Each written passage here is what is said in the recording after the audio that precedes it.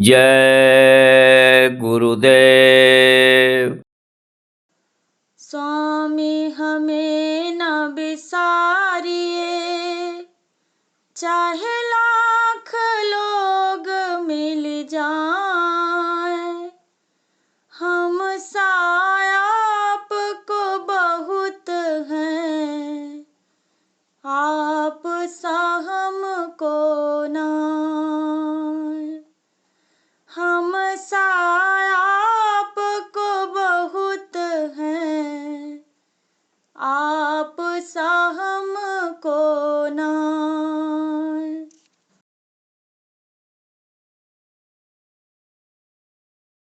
सतगुरु जय गुरुदेव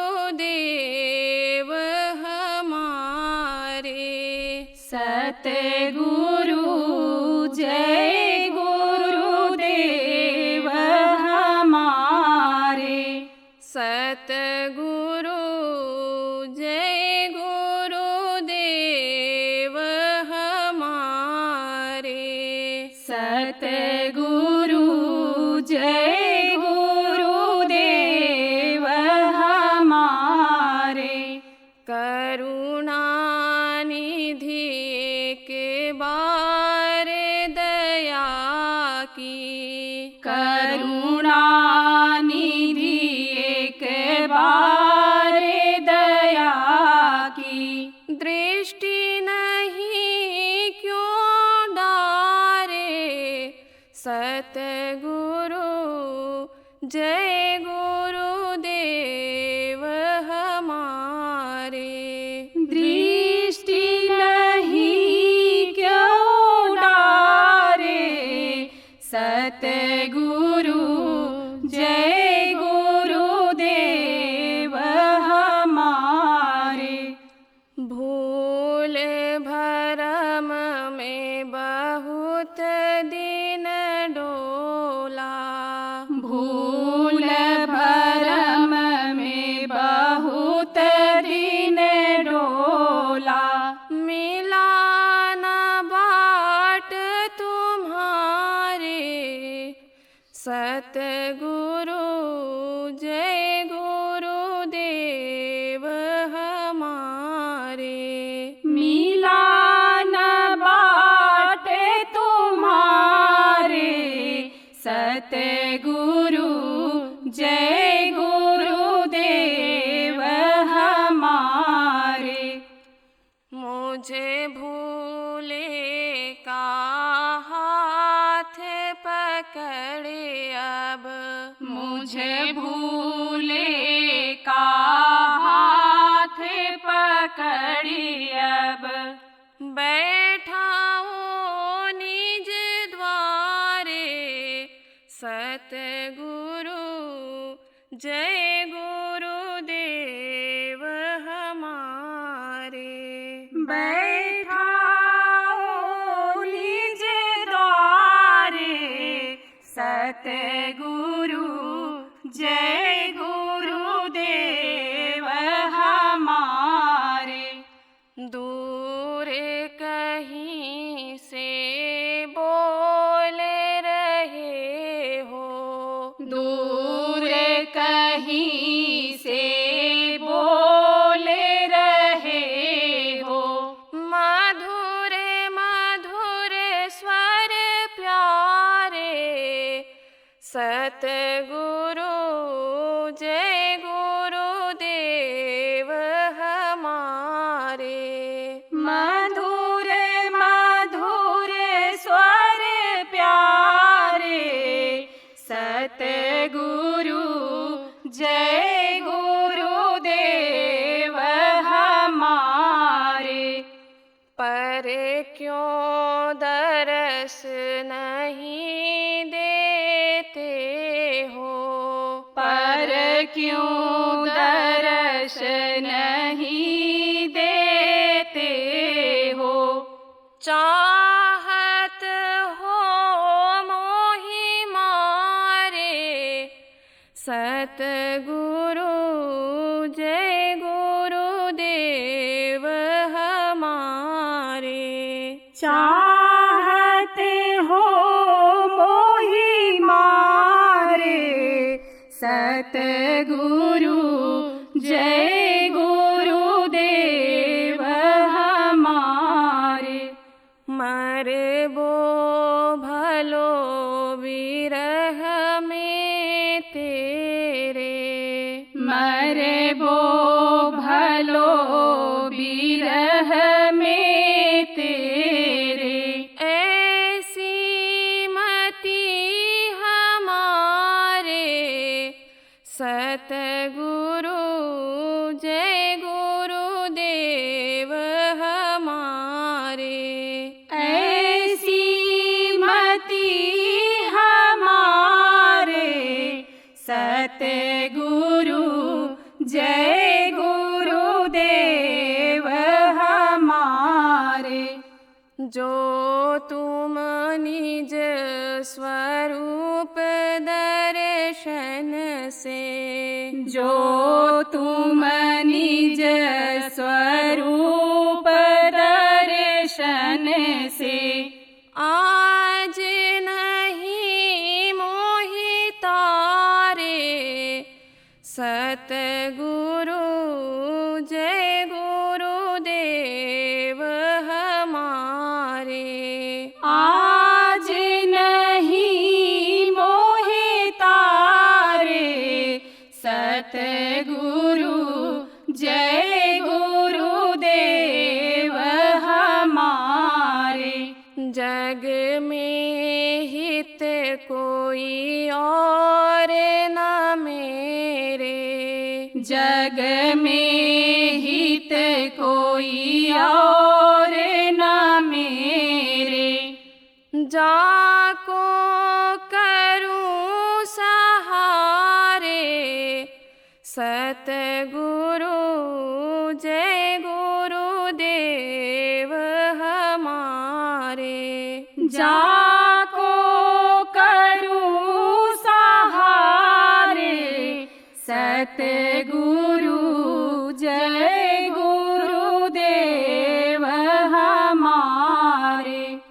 यहीं ते पड़ा द्वार निर्बल यह, यहीं ते पड़ा द्वार निर्बल यह। जय गुरुदेव तुम्हारे, सतगुरु जय गुरुदेव हमारे। जय गुरुदेव तुम्हारे, सतगुरु जय गुरुदेव हमारे। सतगुरु जय गुरुदेव हमारे। सतगुरु जय गुरुदेव हमारे। जय गुरुदेव, जय गुरुदेव।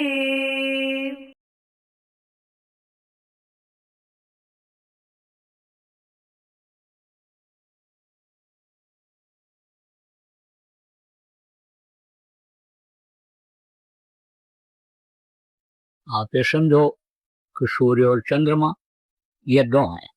चंद्रमा में ठंडी है और सूरज में गर्मी है, तो गर्मी और ठंडी ये दो चीजें पैदा करता है कौन? आकाश। और जब ये मनुष्य के अंदर पैदा होता है तो स्त्रियों में उसी से यानी समझो कि रज बनता है और पुरुषों में वही वीर्य बन जाता है।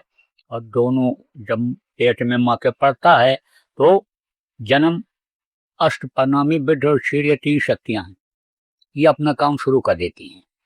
तो पहले पिंड बनता है और फिर वो बढ़ता है और उसके ऊपर झिल्ली पड़ता है और फिर उसके अंग निकलते हैं और फिर जब अंग बन जाते हैं तब मृत्यु शक्ति 9 महीने में तैयार करके बाहर निकालती है। तो मोटी मोटी बातें आपको बताऊंगा, लोक बनाना भी बताऊंगा और लोक बनाना भी बताऊंगा।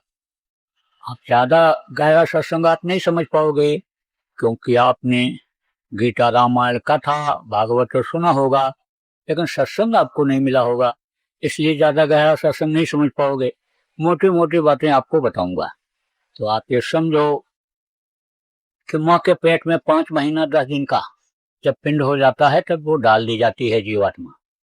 उस समय पर वो रास्ता बिल्कुल साफ रहता है, वो सुराख बिल्कुल साफ रहता है कि जिससे वो आत्मा डाली जाती है, तब प्रभु का दर्शन होता रहता है बराबर। तो आप ये समझो कि पेट में ये जो अग्नि है वही भोजन को पचाती है।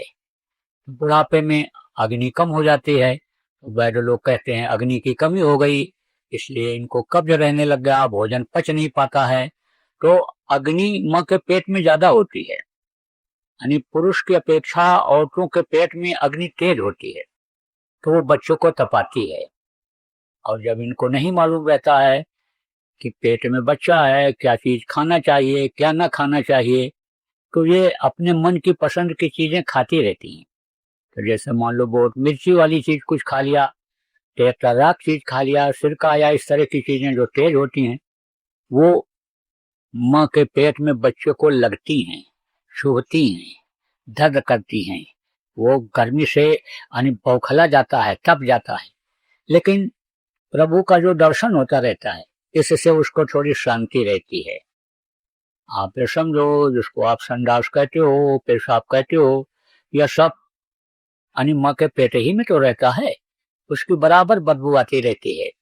इसके अलावा पिछले जन्म में हम नरक में मार खाए, कीड़ा थे, मकोड़ा थे, सांप थे, गोजा थे, बिच्छू थे, यह सब दिखाई पड़ता है। देखा कि मक्खी बन गए किसी जन्म में और जैसे ही बैठे छिपकली ने खा लिया, जैसे देखा कि चूहा बन गए और बिल्ली ने देखा तो मार दिया हमको। एक लंबे मुंह की चूहिया होती है जिसको छछूंदर कहते हैं, तो सांप जब उसको पकड़ लेता है तो न तो वो अंदर निगलता है और न बाहर छोड़ता है। अगर वो अंदर निगल जाए, खा ले सांप उस लंबे मुंह की छछूंदर चूहिया को, तो मर जाएगा उसकी गर्मी से। और अगर उसको छोड़ दे तुरंत पकड़ने के बाद, तो वही छछूंदर पंजा मार करके सांप का आंख फोड़ देती है तो अंधा हो जाता है। तो जब पकड़ में आ जाता है तब वो इसे दबाता है और फिर उसके बाद दबाए रहता है, तब उसकी हड्डी हड्डी जो मतलब दर्द होता है, नसें वो दबती हैं तो दर्द होता है, फिर ढीला करता है, ऐसे ढीला करता है कि देखें कि ये मरी कि नहीं मरी चूहिया। तो देखता है कि अभी नहीं मरी, आगे बढ़ रही है, निकलने की कोशिश कर रही है, तब फिर दबाता है। ऐसे बार बार दबाता है, बार बार छोड़ता है। अब एक बार अगर कस के हाथ ऐसा दबा दिया जाए तो उतनी देर दर्द करेगा, थोड़ी देर के बाद शून्य पड़ जाएगा, लेकिन फिर ढीला करो और फिर दबाओ तो फिर दर्द करता है। ऐसे ही चाहे मरने में 1 घंटा लग जाए, लेकिन वैसे दबाता है, फिर छोड़ता है, फिर दबाता है, फिर छोड़ता है। तो देखा कि चूहिया बन गए और सांप न खा रहा है न छोड़ रहा है। तब प्रभु से प्रार्थना करता है बच्चा माँ के पेट में, बाहर निकालो, बाहर निकालो, बाहर निकालो। माँ के पेट में ये भी जानकारी रहती है कि जब कोई जानकार मिलेगा, रास्ता बताने वाला संत सदगुरु मिलेगा और वो रास्ता बताएगा, तभी हमारा मुक्ति और मोक्ष हो सकता है। और नहीं तो हमको जैसे पिछले जन्म में कई योनियों में रहे और भटक करके फिर माँ के पेट में आ गए, ऐसे हमको फिर इस माँ के पेट रूपी नरक में आना पड़ेगा। तब वादा करता है कि बाहर निकालो, समर्थ गुरु की तलाश करके रास्ता लेकर दिन रात भजन करूंगा। अब आप ये समझो, आपको माँ के पेट की बात याद नहीं है, लेकिन आज आपको तरीका बताऊंगा। आपको कई जन्मों की बातें याद आ सकती हैं और कई जन्मों का दृश्य आप बैठ करके देख सकते हो हम कब कहाँ थे। तो आप ये समझो कि जितने भी लोग आप यहाँ बैठे हुए हो, सब लोग वादा किए थे कि बाहर निकल करके भजन करेंगे, इस जीवात्मा को मुक्ति और मोक्ष दिला देंगे। मुक्ति मोक्ष किसको कहते हैं? शमशान घाट पर जाते हो तो कहीं कहीं लिखा रहता है मुक्ति धाम मोक्ष धाम। अब कोई मुर्दा लेकर के जाए, जलाने में अगर कोई दिक्कत आ जाए, 1 दिन के बजाय 2 दिन लग जाए, तो कोई वापस मुर्दा लाता है? फिर वापस नहीं लाता है, जला करके ही आता है। ऐसे ही जहां से वापस ना आना हो वो मुक्ति कहलाता है। तो आप ये समझो कि ये जो जीवात्मा परमात्मा की अंश है, ये जब तक परमात्मा के पास नहीं पहुंच जाती है तब तक उसको मुक्ति मोक्ष नहीं मिलने वाला है। अब आप समझो इस मनुष्य शरीर पाने का मतलब कि ये इसी काम के लिए उसने दिया है, और देने से पहले कहा कि अब तुमको तो मैं बना करके तैयार करके बाहर भेजता हूं, लेकिन बिल्कुल आजाद कर दूंगा। हाथ पैर आंख कान ये सब तुम्हारा तैयार कर दिया, अब तुमको आजादी रहेगी। हाथ से अच्छा करो बुरा करो, पैर से अच्छे काम के लिए जाओ बुरे काम के लिए जाओ, आंख से अच्छा देखो बुरा देखो, कान से अच्छा सुनो बुरा सुनो, मुंह से अच्छा बोलो बुरा बोलो, उस समय सजा तुमको नहीं मिलेगी। लेकिन इन कर्मों की सजा तुमको भोगनी पड़ेगी। एक समय ऐसा होगा जब तुम्हारा समय पूरा हो जाएगा, तब कर्मों की सजा तुमको भोगनी पड़ेगी, ये वो बोल देता है। अब इन चीजों को भूल जाते हैं। तो आप देखो कि राम कथा, कृष्ण कथा, महाभारत की कथा, अन्य देवी देवताओं की कथा लोग सुनाते हैं। 4 वेद, 8 शास्त्र, 18 पुराण की बातें लोगों को बताते हैं सुनाते हैं, लेकिन आप समझो कि यह बात लोग नहीं बताते हैं कि भाई यह मनुष्य शरीर तुमको फिर जल्दी नहीं मिलने वाला है, और मनुष्य शरीर ये देव दुर्लभ शरीर है, देवता तरसते हैं इसके लिए। कुछ समय के लिए वो भी मांगते रहते हैं कि हमको अगर मिल जाए नर समान नहीं कौनो दही, यूं चराचर जाते हैं, थोड़े समय के लिए हमको मिल जाए हम अपना काम बना लें। तो ये श्रेष्ठ शरीर है। आप समझो कि अपना काम और पराया काम क्या होता है। यही जैसे मैंने आपको बताया कि जिस काम को करने में लगे हुए वो दूसरों के काम चीजें आने वाली हैं, जिस मकान को जमीन को रुपया पैसा को अपना कहते हैं, एक समय जब आएगा और वो छूटेगा, शरीर छूटेगा, तब वो दूसरों का हो जाएगा। अपना काम क्या है, इस जीवात्मा को उस परमात्मा तक पहुंचाओ। और अगर समय आपका चला गया निकल गया तो आप ये समझो दोबारा फिर समय जल्दी मिलने वाला नहीं है, और यह कर्मों की सजा मिल जाएगी। तो बहुत कुछ सजा तो आदमी को जब जिंदा रहता है तभी मिल जाता है, शरीर से ही कष्ट भोगना पड़ता है। मोटे तौर से आप ये समझो कि किसी को कहा जाए कि भाई तुम ये अन्य तेल घी की चोपड़ी और बनी हुई चीजों को मत खाओ, ज्यादा मत खाओ, गर्म चीज मत खाओ, नहीं मानेगा, खा लेगा। तो कई बार संडास लेटरिन जो उसको कहते हो लेटरिन जाना पड़ेगा। कह दिया जाए भाई ठंडी है गर्म कपड़ा पहन ले कुछ ओढ़ ले, नहीं मानेगा, तो आप समझो कि बुखार हो जाएगा, जुकाम हो जाएगा ठंडी लग जाने पर। तो जब नहीं समझ में आता है, कहने पर भी लोगों के समझ में नहीं आता है, जानकारी भी नहीं हो पाती है, तो बहुत को सजा तो शरीर से यही मिल जाती है। लेकिन अब शरीर तो सबका छूटना है, जब छूट जाता है शरीर तब जीवात्मा को सजा मिलती है। ये जो परमात्मा की अंश जीवात्मा है इसको सजा मिलती है। तो ये जो मनुष्य शरीर है इसी तरह का शरीर पिशाच का शरीर होता है, भूत प्रेत जिसको कहते हो ना, ऐसे कभी कभी दिखाई पड़ जाते हैं। रात में ज्यादा दिखते हैं, दिन में नहीं उतना, ऐसे दिख जाते हैं भूत प्रेत। तो आदमी की तरह दिखाई पड़ जाएंगे, हाथी घोड़ा बनकर ऐसे आ जाते हैं, बैल बनकर आ जाते हैं। तो ये इसी तरह से पिशाच होते हैं, भूत प्रेत जिन पिशाच ब्रह्म, ये सब यानी राक्षसी प्रवृत्तियां हैं। तो उन्हीं यानी पिशाच के शरीर जो मनुष्य शरीर जैसा भी होता है, जैसे मनुष्य बड़ मनुष्य होते हैं, जैसे गाय नीलगाय होती है, ऐसे ही यानी पिशाच होते हैं।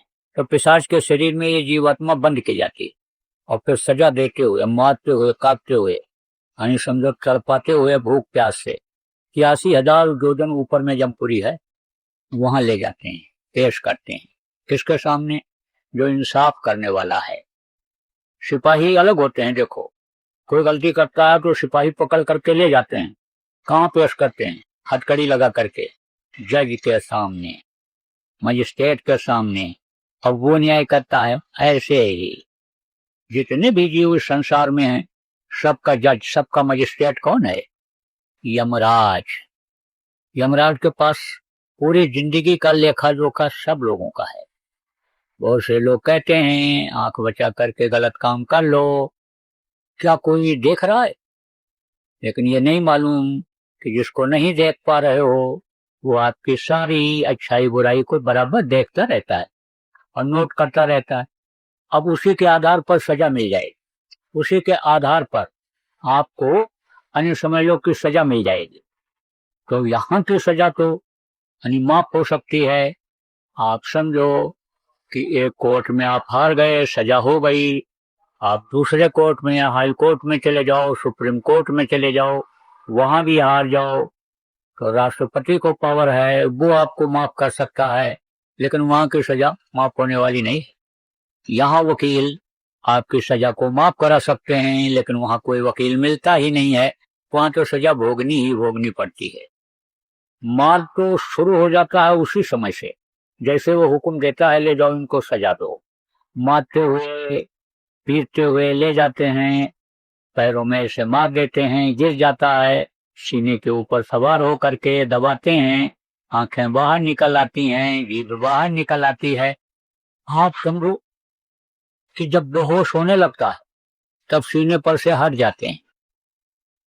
जब देखते हैं कि अब बेहोश होने लगा तो हट जाओ, जैसे हटते हैं तैसे आंखें अंदर चली जाती हैं, जीभ बाहर जो रहती है अंदर चली जाती है, उठ के खड़ा होता है तैसे फिर मारते हैं। हाथ पकड़ करके फेंका और गिरा, अब हाथ उखड़ने का दर्द होगा, जब तड़पते बेहोश होने लगता है तो फिर हाथ फेंक देते हैं, फिर जुड़ जाता है, तब फिर पकड़ करके फेंकते हैं। आपका हाथ यहाँ से काट दिया जाए, उंगलियां अलग हो जाएं, उंगलियों को काटोगे तो दर्द नहीं होगा, लेकिन काट के फिर जोड़ दिया जाए, फिर काटा जाए तो फिर दर्द होता है। तो सजा भोगने के लिए ही वहां काटते हैं, जोड़ते हैं और नरकों में डाल देते हैं, बहुत समय तक रहना पड़ता है। और उसके बाद में फिर यही आत्मा सजा भोगने के लिए कीड़ा में, मकोड़ा में, सांप गोजर में, बिच्छू में डाल दी जाती है। जान बचाते फिरो। तो कोई इतने लोग यहाँ बैठे हो और एक सांप उधर से आता हुआ दिखाई पड़े तो उठ के भगोगे सब लोग। क्यों भगोगे? कि ये काट लेगा, जहर है इसमें, हम मर जाएंगे। एक बिच्छू उधर से आता दिखाई पड़े तो सब भगोगे, उठ जाओगे, एकदम भगने लगोगे बचने के लिए। लेकिन ये सांप और बिच्छू आदमी को जब देखते हैं तो ये खुद अपनी जान बचाते हैं, ये रास्ता बदल लेते हैं। तो सजा भोगने के लिए इसमें जाना पड़ता है, फिर 9 महीने मां के पेट में लटकना, फिर ये मनुष्य शरीर मिलना है। इसलिए सब अपने शरीर के लिए ही मत करो, कुछ अपने आत्मा के लिए करो कि जिससे इसकी मुक्ति और मोक्ष हो जाए। तो आप इस बात को समझो, जितने भी संत हुए सब लोगों ने यही कहा कि भगवान मिला तो मनुष्य शरीर में मिला, मिलेगा तो भगवान मनुष्य शरीर में मिलेगा, और शरीर छूटने के बाद आज तक न किसी को मिला है न मिलेगा। ये कौन बतलाता है? जो संत होते हैं। ये ऋषि मुनि अलग होते हैं, ये कथावाचक अलग होते हैं, योगी योगेश्वर अलग होते हैं, आप समझो संत अलग होते हैं। ये सब मास्टर 5 दर्जे को भी पढ़ाता है उसको भी मास्टर कहते हैं, 8 को पढ़ाता उसको भी मास्टर कहते हैं, 10 को पढ़ाता उसको भी मास्टर कहते हैं, लेकिन जानकारी अलग अलग होती है। आप समझो 8 दर्जे के लड़के को 5 दर्जे के जो मास्टर जी हैं उनसे कहो पढ़ा दो तो पढ़ा नहीं सकते। ऐसे ही वेशभूषा और काम तो समझो कि लगभग एक रहता है, लेकिन जानकारी अलग होती है, अलग रहती है। तो भगवान मिलेगा किसमें? इसी मनुष्य शरीर में मिलेगा, गृहस्थ आश्रम में मिलेगा। देवी देवताओं का इसी मनुष्य शरीर के अंदर होता है दर्शन। तमाम ऐसे उदाहरण हैं। अब यहाँ पर आप हर कोई हिंदी समझते नहीं हो, यहाँ पर गुजराती समझने वाले आप लोग ज्यादा हो, इसलिए मैं ज्यादा उदाहरण दे करके आपको समझाना नहीं चाहता हूँ कि ये बेचारे समझेंगे कि कुछ हमारे समझ में आता ही नहीं है तो उठकर चले जाएं। तो असली चीज जो अभी मिलने वाली है, नामदान जो मिलने वाला है, यानी भगवान के प्राप्ति का रास्ता मिलने वाला है, उससे ये महरूम हो जाएंगे, इनको नहीं मिल पाएगा। इसलिए मोटी मोटी बात आपको बताता हूँ। देखो, आप इतने लोग बैठे हो और पूछा जाए कि भगवान को देखना चाहते हो, भगवान से मिलना चाहते हो, भगवान की प्राप्ति चाहते हो, देवी देवताओं का दर्शन चाहते हो, तो इक्का दुक्का छोड़ करके बाकी सब हाथ उठाओगे। क्यों? क्योंकि भगवान के बारे में आपको जानकारी है, चाहे थोड़ी हो चाहे ज्यादा हो, जो आते हैं सब भगवान का ही नाम लेते हैं। अब ये जरूर है कि कैसे करोड़ नाम लाख नाम कृष्ण के, तो कोई कृष्ण लेता है, कोई राम लेता है, कोई महावीर लेता है, कोई नाम लेता है। सब जिसको जो जानकारी है, आप समझो उन्हीं को भगवान बताते हैं। तो भगवान के बारे में आपको जानकारी है, कहोगे हाँ भाई हम भगवान से मिलना चाहते हैं, हमको मिलवा दीजिए। लेकिन कहा जाए भगवान तुम्हारे साथ रहेंगे 24 घंटा और खाने को नहीं मिलेगा, तो कहोगे नहीं। भगवान से ही कह दो पहले हमारा पेट भर दें, और फिर हमको भगवान भी अच्छे लगेंगे। भूखे में कोई चीज अच्छी लगती है? कोई चीज अच्छी नहीं लगती। नींद भी अच्छी नहीं लगती है, नींद भी नहीं आती है। पानी पी करके आदमी समय पास करता है, और पानी पीने से भी नींद जब नहीं आती तब तारे ऐसा देखता रहता है, कब सवेरा हो, कब सवेरा हो, कब सुबह हो, कुछ खाने को मिले। आपसे कह दिया हुआ है कि उठ बैठ नहीं सकते हो, पड़े रहोगे बिस्तर पर। लेकिन भगवान पंखा जलते रहेंगे, आपकी सेवा करते रहेंगे, हाथ पैर दबाते रहेंगे। कहोगे ना, हमको भगवान से ही कह दो कि हमको ठीक कर दें, हमको बीमारी हालत से अपनी जिंदगी नहीं गुजारनी है। हम चलने फिरने लगेंगे, हाथ पैर हमारे काम करने लगेंगे। अभी तो मैं चारपाई पर पड़ा हूं, जब हाथ पैर काम करने लगेंगे तो हम भगवान की ही सेवा करेंगे। कहा जाए कि आपका अपमान हो जाएगा, निंदा हो जाएगी, आप समाज में अपने मुंह दिखाने के लायक नहीं रहोगे। लेकिन भगवान आपके साथ रहेंगे, तब कहोगे भाई इज्जत के साथ रहना चाहते हैं। ये जो मेहनत करते हैं, पसीना बहाते हैं, खेती में ये जो अनाज उगाते हैं कि जिससे हम अच्छा कपड़ा पहन सकें, अच्छा घर मकान बना सकें, गाड़ी घोड़ा पर चल सकें, कि हमको लोग प्रणाम करने लग जाएं, सलाम करने लग जाएं, इज्जत के लिए ही तो ये मेहनत करते हैं। तो इज्जत ही नहीं रहेगी तो भगवान हमको अच्छे नहीं लगेंगे। भगवान से ही कह दो कि इज्जत के साथ हमको रखें, जब तक हम इस दुनिया में रहें इज्जत के साथ रहें। तो ये चीजें भी जरूरी। आपसे कह दिया जाए कि यहाँ पालथी मारो और आंख बंद करो और ध्यान लगाओ, अभी भगवान आपको दिख जाएंगे। लेकिन 5 मिनट 10 मिनट बैठना भी इस समय आपके लिए मुश्किल है। क्यों? मन कहाँ लगा हुआ है? खाने में, देखने में, सुनने में। मन कहाँ लगा हुआ है? खेती के काम में।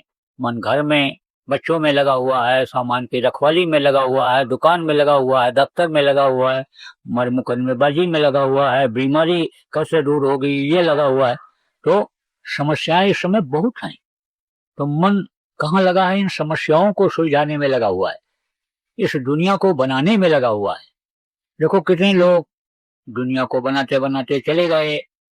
किसी को ये रहता है कि हम भी चले जाएंगे दुनिया से? दो ही चीज सत्य है, और दोनों को ही आदमी भूल गया। क्या सत्य है? मौत सत्य है और परमात्मा सत्य है। न तो मौत याद आ रही, न परमात्मा याद आ रहे हैं। याद क्या है? वही रोटी कपड़ा, वही मकान, वही मान प्रतिष्ठा, वही इज्जत, वही बाल और बच्चे, वही सारी चीजें दुनिया की जो सब छूट जाने वाली हैं, वही आदमी को याद आ रहा है। तो आप ये समझो प्रेमियों कि मौत तो आएगी ही, और मौत जब आएगी तो आप ये समझो कि ये कोई भी चीजें साथ नहीं जाएंगी। तो अब आपको ऐसा तरीका आप बताऊंगा कि ये गृहस्थी भी नहीं छूटे आपकी, बाल बच्चे भी आपके न छूटें, और आपका मन जहां लगा है वहां लगा भी रहे। लेकिन थोड़ा सा मन उधर से हट करके भगवान की प्राप्ति के लिए लग जाए, आपकी ये जो समस्याएं हैं वो भी सुलझ जाएं। देखो न जानकारी में बहुत सी गलतियां बन जाती हैं जिसकी सजा भोगनी पड़ती है, क्योंकि ये नियम है। जहर अगर कोई खाएगा तो चाहे जान में खाए चाहे अनजान में खाए तो मरेगा ही। ऐसे ही चाहे जान करके गलती करे चाहे अनजान करके गलती करे, सजा तो मिलेगी मिलेगी। जो नियम है उसको अगर कोई जान करके तोड़ेगा तो सजा मिलेगी, अनजान में टूट जाएगा तो भी सजा मिलेगी। अब ये जरूर है कि हाथ जोड़ दिया, माफी मांग लिया कि नहीं जानते थे, गलती हो गई, तो उसकी तो माफी हो सकती है, लेकिन जानकारी में अगर जान करके गलती करता है तब उसको सख्त सजा मिलती है।